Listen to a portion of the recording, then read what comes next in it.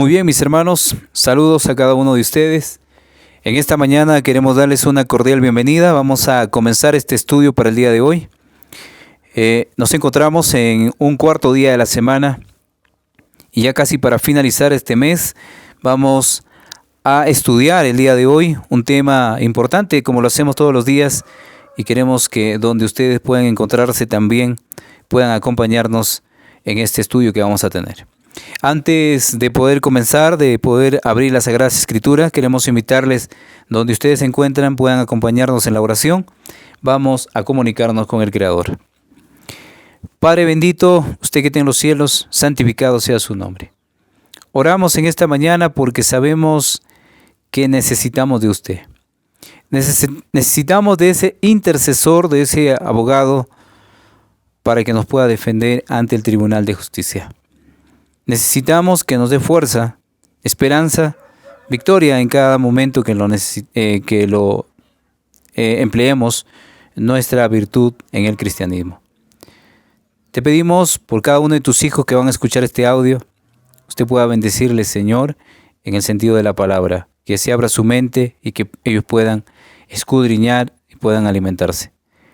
Gracias le damos, queremos, Señor, que en esta mañana sea el único mediador, el único instructor entre nosotros y Dios. Acompáñenos en este estudio, le pedimos en el nombre de nuestro Señor Jesucristo y su justicia perfecta. Amén.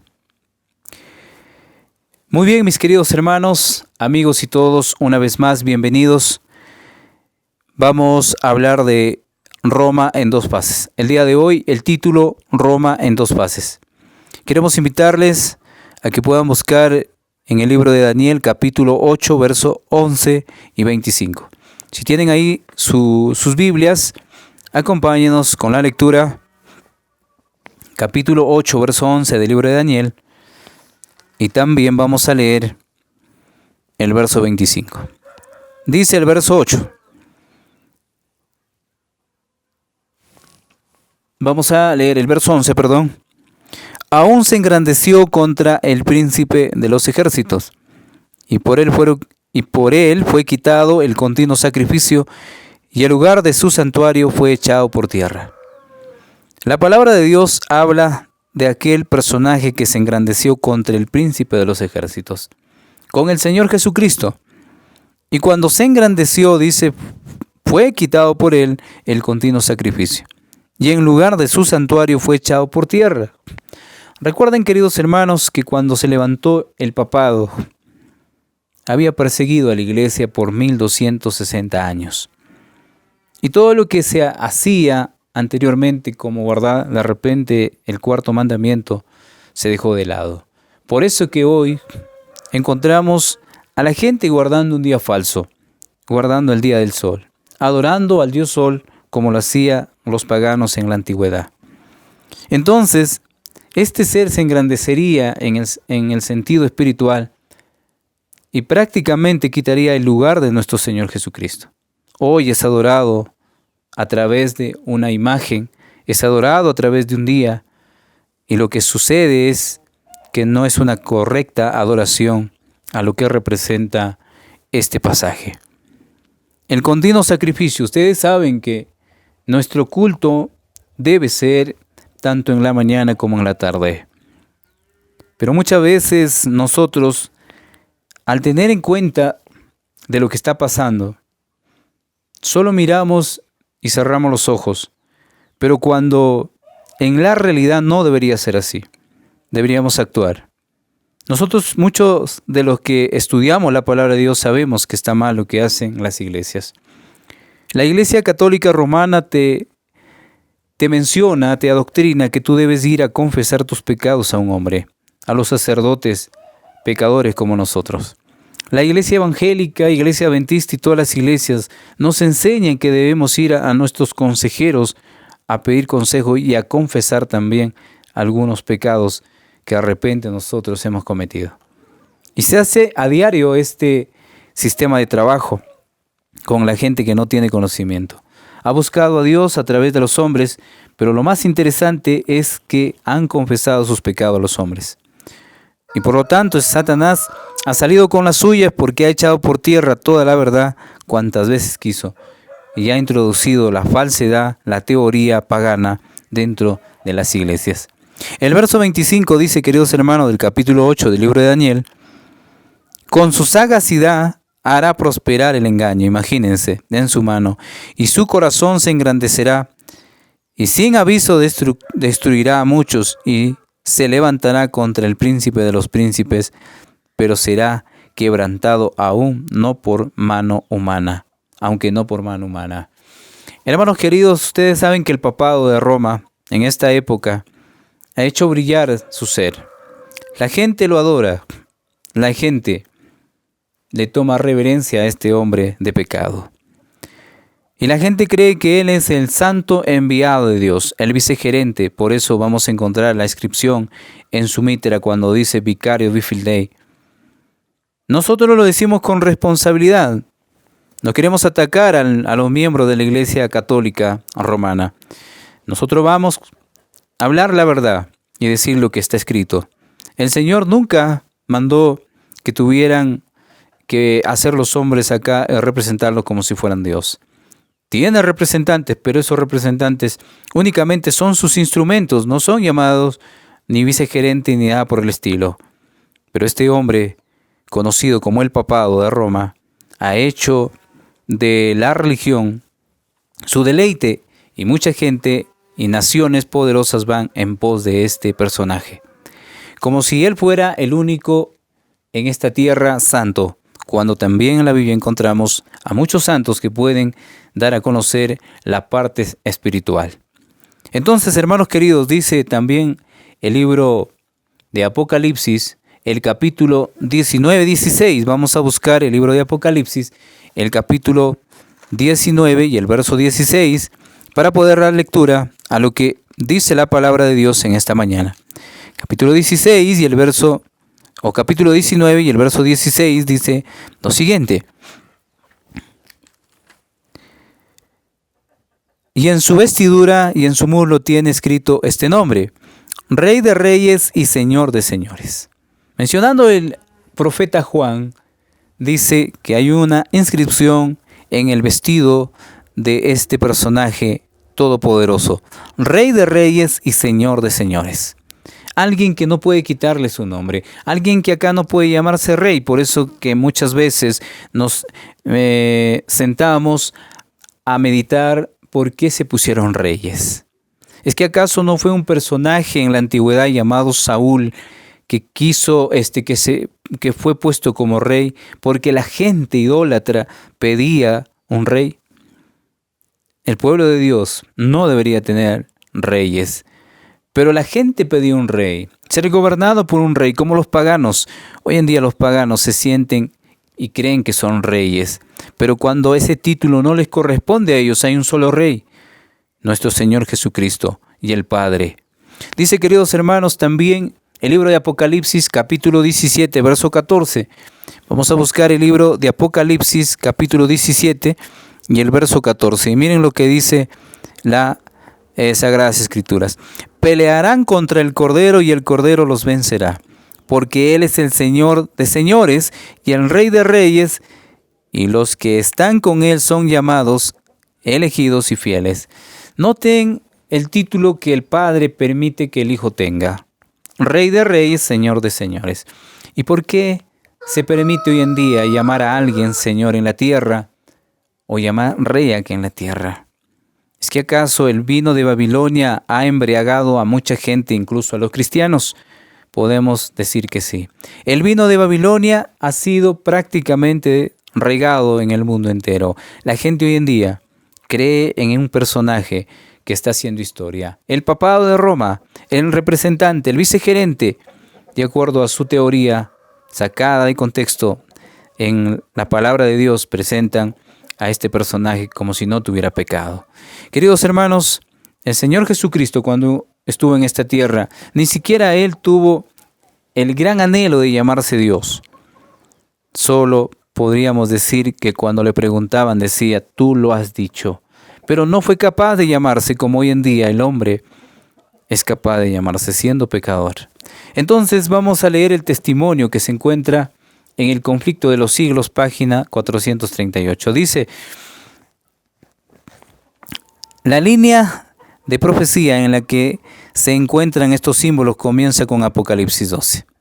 ¿Recuerdan? El dragón es airado, dice, con el dragón que buscó destruir a Cristo en su nacimiento. Se dice que el dragón es Satanás. Él fue quien impulsó a Herodes a dar muerte al Salvador. Pero el principal agente de Satanás al hacer guerra a Cristo y su pueblo durante los primeros siglos de la era cristiana, el Imperio Romano, en el que el paganismo era la religión predominante. Así, aunque el dragón representa principalmente a Satanás, es en un sentido secundario un símbolo de la Roma pagana. Hermanos queridos, Satanás se representó con Roma en esa época. Los paganos en Roma, esos hombres como Herodes, como los emperadores, como los Césares, estuvieron en contra del Señor. Fueron ellos los que lo crucificaron. Pero ¿qué sucede, hermanos, en esta época cuando nosotros no nos damos cuenta quiénes son esos personajes? También nos aliamos con ellos porque muchas veces hacemos la práctica que ellos hacen. Seguimos la misma práctica. Por ejemplo, hermanos queridos, nosotros podríamos decir, nosotros no somos como ellos, no vamos a confesarnos a los sacerdotes en las iglesias católicas. Pero ¿qué les parece si yo les digo que la gente hoy en día se va a confesarse al pastor? Pero ¿qué les parece si yo les comento que hoy en día la hermandad se va a confesar a la misma hermandad sus pecados? Ora por mí porque te vemos más consagrado, le dicen. ¿Acaso no estamos haciendo la misma cosa en teoría o en práctica como la Iglesia Católica? Nosotros ya no celebramos, dice la gente cristiana, las tradiciones del mundo, pero sí celebran el Día del Pastor, pero sí celebran el Día del Joven, el Día del Niño, el Día de la Madre, el Día del Padre. Sí se celebra. Pero no, dice, es que nosotros ya no lo hacemos como ellos, lo hacemos distinto. Nosotros ya no celebramos Navidad, pero sí, dice, le damos realce porque el nacimiento de Cristo. Pero ¿quién nos dijo que en ese día especialmente? Si no sabemos. Queridos hermanos, Roma en dos fases. Estamos hablando de la Roma pagana, cómo había actuado en esa manera. Era idólatra. Los romanos se creían dioses y muchos de ellos se autodenominaban dioses y la gente tenía que adorarlo. Por eso el cristianismo, cuando salió en realce para verse como una luz, fue perseguido porque el cristianismo no creía en dioses falsos o en hombres puestos en la tierra. Creían en el único Dios verdadero y a Él lo seguían, a Jesucristo y al Padre. Pero cuando el paganismo entró a tallar, engañó a mucha gente. Dice, hermanos queridos, que así, aunque el dragón representa principalmente a Satanás, es un sentido secundario, un símbolo de la Roma pagana. Mensajes Selectos, tomo 3, en la 195 dice: Jesús ama a sus hijos, incluso si se equivocan, pertenece a Jesús y debemos tratarlos como la compra de la sangre de Jesucristo. Cualesquiera proceder irrazonable que se siga, dice, hacia ellos, está escrito en los libros como contrario a Jesucristo. Si un personaje se equivoca, no debemos mirarle como un transgresor por completo, porque todavía es un hijo del Señor que se está perdiendo. Y debemos orar por él y pedirle al Padre para que a través del Hijo haga milagros en su vida. No podemos también poner sentencia si ha transgredido la ley. Entonces, hermanos queridos, Jesús ama a sus hijos. Y de repente nosotros podemos decir, pero la Iglesia Católica Romana no se va a salvar. No hablemos en conjunto. Hablemos del sistema, pero no en conjunto. Hay hombres sinceros que pueden arrepentirse en esta época. La pregunta dice, ¿quién es el príncipe del ejército? Nuestro Señor Jesucristo, la respuesta. ¿Y cómo se engrandeció contra él el cuerno pequeño? Vamos a poner, echando por tierra la verdad cuantas veces quiso. Echando por tierra la verdad cuantas veces quiso. ¿Sí? Así se engrandeció contra él. Echando por tierra la verdad cuantas veces quiso. Queridos hermanos, estamos hablando de Roma en dos fases. La Roma pagana actuaba de una manera, podríamos decir, incrédula, sin creer en Dios verdadero. y tenían muchos ídolos, adoraban al sol, a la luna, adoraban los objetos. Esos hombres eran idólatras. Esos hombres perseguían a la iglesia cristiana porque creían que hay un solo, o hay dioses, pero no hay un solo Dios. Y muchas veces persiguieron a los cristianos. Pero viene una nueva fase, una segunda fase con el papado. Que el papado sí cree en Dios, que el papado se hace llamar vicegerente de Dios, representante de Dios. Pero en la realidad, el único sentimiento que él tiene es justicia propia y adoración hacia él, no a Dios. Entonces, el catolicismo se representa de esa manera. No adoración a Dios, sino adoración a los hombres. Porque muchas veces cuando tú le preguntas ¿por qué no podemos estudiar solo nosotros las Sagradas Escrituras? Ellos te dirán que Dios ha mandado únicamente a su sacerdote para enseñarte. Que el magisterio es el único encargado de poder entender las Sagradas Escrituras. Nosotros no. Entonces ellos interponen y contrarian a lo que dice la palabra. Ellos están adentro, ellos aceptan a Jesucristo como el Hijo de Dios, pero lo que van a hacer es envenenar la doctrina, la sana doctrina, y tergiversar todo lo que está escrito. Dice la segunda pregunta: ¿a qué ministerio entró Jesús cuando tomó su lugar en el santuario celestial? Vamos a buscar Hebreos capítulo 3, verso 1. Si tienes ahí tu Biblia, te invito a leerla, no dudes en leerla. Estamos estudiando la palabra de Dios, y la palabra de Dios es agradable a aquel oído que quiera escuchar. Por tanto, dice capítulo 3, verso 1, hermanos santos participantes del llamamiento celestial, considerar al apóstol y sumo sacerdote de nuestra profesión, Cristo. Imagínense cómo lo determina el apóstol Pablo. Considerar al apóstol y sumo sacerdote, nuestro Señor Jesucristo. Por tanto, hermanos, hay que considerar eso. No hay algo que nos pueda hacer creer de que Cristo lo único que aquí en la tierra fue es ser el hijo de un carpintero. Él fue el Hijo de Dios y también se consideró como Dios porque el Padre le había dado todo ese carácter, toda esa responsabilidad. Dice también el capítulo 8 de Hebreos, el verso 1 y el verso 2. Si tienes ahí tu Biblia, lee el capítulo 8, verso 1 y verso 2. Ahora bien, en punto principal de lo que venimos diciendo es que tenemos tal sumo sacerdote, el cual se sentó a la diestra del trono de la majestad en los cielos, ministro del santuario y de aquel verdadero tabernáculo que levantó el Señor y no el hombre. Noten la expresión de la palabra a través del apóstol Pablo. Tenemos a un sumo sacerdote. No hay más sacerdotes en esta tierra. Cuando la Roma papal se interpuso en este sentido, hizo creer a la gente que Dios había dejado un representante al papado. Por eso ellos dicen que el primer papa fue Pedro. Pero ustedes se dan cuenta que el papado no había existido para ese entonces. Se dio ya en los años del 321, 325, por ahí, con la situación de Constantino, cuando él entró al poder y quiso engañar a la gente que Dios le había dado el mando para que él pueda conducir y cambiar de un día sábado a un día domingo, o un séptimo día a un primer día de la semana. Dice también, hermanos, el capítulo 9, el verso 24, porque no entró Cristo en el santuario hecho de manos, figura del verdadero, sino en el cielo mismo, para presentarse ahora por nosotros ante Dios. Está hablando de aquel gran sumo sacerdote, nuestro Señor Jesucristo. Entró al cielo, al lugar santísimo. Ahora está haciendo la obra de expiación. Y no tenemos por qué fijarnos en una Roma papal que esté engañando a la gente. Que el único sumo sacerdote es nuestro Señor Jesucristo. Que no hay sacerdote en esta tierra excepto los sacerdotes espirituales, pero no sacerdotes literales. Ellos son sacerdotes literales. Y estos sacerdotes literales están confundiendo a la gente. La Roma pagana y la Roma papal han tenido dos partes importantes que han desarrollado en esta historia. Dice, hermanos queridos, el libro, levántenlo, página 319.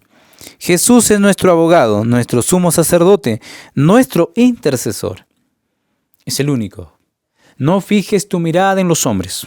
Pastores, sacerdotes, son hombres comunes. Son hombres pecadores. No puedes ir a confesar tus pecados a ellos y mirarlos como si ellos fueran los únicos santos. Tampoco mires al pastor. El pastor no es más que un ser humano con tendencias al mal, que puede caer. Fíjate en Cristo, el único sumo sacerdote. Dice la pregunta: ¿a qué ministerio entró Jesús cuando tomó su lugar en el santuario celestial? Al ministerio sumo sacerdotal. Al ministerio sumo sacerdotal. La respuesta para esta mañana: al ministerio sumo sacerdotal. Entonces, queridos hermanos, estamos hablando de Roma en dos fases. Roma pagana y Roma papal. La Roma pagana ya no existe. No queda nada de ello. Pero han venido sus costumbres, porque existe una Roma papal. La Roma del papado, la que ha traído todas las costumbres y la ha camuflado con la verdad. Tenemos la verdad y tenemos la mentira. Pero más se hace realce a la mentira que a la verdad. Más se cree las costumbres que la verdad. Dice, hermanos queridos, la tercera pregunta. Después de la caída de Roma imperial, ¿cómo se transfirió el papado? Dice, el ministerio intercesor del santuario celestial a sus propias instituciones en la tierra. Segunda de Tesalonicenses, vamos a encontrar una declaración muy importante. En el capítulo 2, 3 y 4 dice lo siguiente: nadie os engañe en ninguna manera, porque no vendrá sin que antes venga la apostasía y se manifieste el hombre de pecado, el hijo de perdición, el cual se opone y se levanta contra todo lo que se llama Dios, es objeto de culto, tanto que se siente en el templo de Dios como Dios y haciéndose pasar por Dios. Noten ustedes la expresión de la palabra, que Él se sienta como Dios y se hace pasar por Dios. No lo dice labios humanos en este sentido presente, lo dicen labios humanos que escribieron en la antigüedad. El apóstol Pablo, mencionando al hombre de pecado, el hijo de perdición. El papado de Roma es aquel personaje al cual el apóstol Pablo se está refiriendo. Entonces, queridos hermanos, dice también Juan 14:6. Yo soy el camino, la verdad y la vida. Nadie viene al Padre sino por mí. Contrariando a lo que dice el papado, que Él es el camino, o de repente encontramos que Él es el representante, el Señor Jesucristo dice, yo soy el camino, yo soy la verdad, yo soy la vida. Nadie viene al Padre sino por mí. No podemos ir al Padre a través de los sacerdotes católicos. No podemos ir al Padre a través de hombres, de repente los pastores, que se hacen llamar santos. Entonces debemos ir a nuestro Señor Jesucristo, al que está en esta tierra, el Espíritu Santo, su representante. Hermanos queridos, dice también 1 de Timoteo 2:5. Si nosotros leemos 1 de Timoteo 2:5, vamos a encontrar una declaración muy importante a lo que se refiere este párrafo. Y miren lo que dice, queridos hermanos, refiriéndose a nuestro Señor Jesucristo. Porque hay un solo Dios y un solo mediador entre Dios y los hombres, Jesucristo hombre. Tiene dos naturalezas y está intercediendo y es un intermediario entre los hombres y Dios. No es un sacerdote común y corriente. No es alguien que tiene títulos en el mundo. Es nuestro Señor Jesucristo, el único intercesor, el único abogado. Vamos al testimonio, dice, hermanos queridos. Levántenlo, página 319. En su intercesión como nuestro abogado, Cristo no necesita la virtud de ningún hombre. No necesita de papas, de sacerdotes. La intercesión de ningún hombre.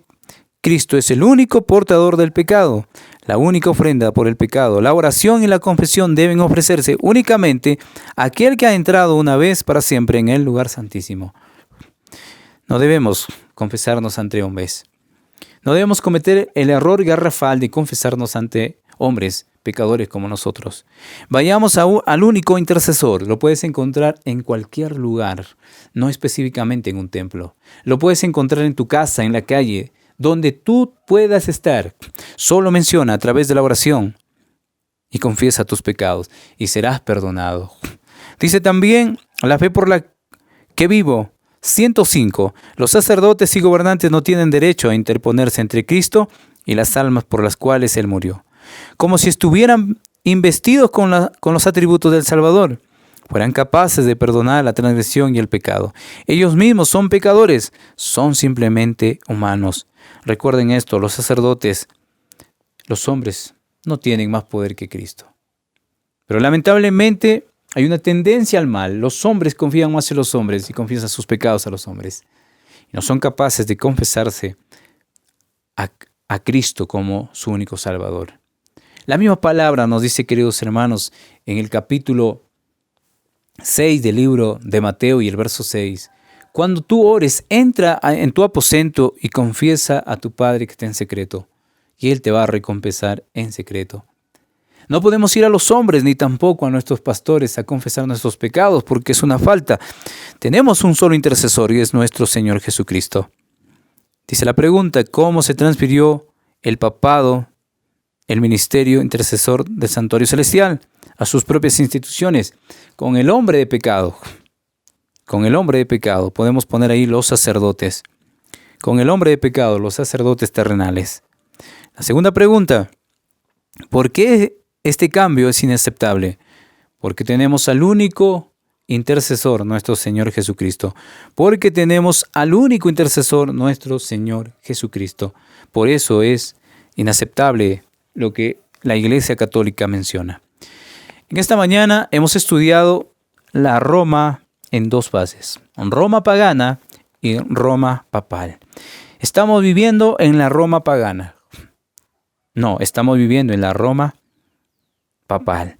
La Roma pagana solamente quedan rastros, pero también se los practica en el sentido espiritual. En esta mañana que el Señor bendiga tu hogar, que el Señor pueda ayudarte y que todo lo que hagas y deje de hacer sea de acuerdo a la voluntad del Creador. Bendiciones, un abrazo. Nos encontramos en un próximo estudio el día de mañana.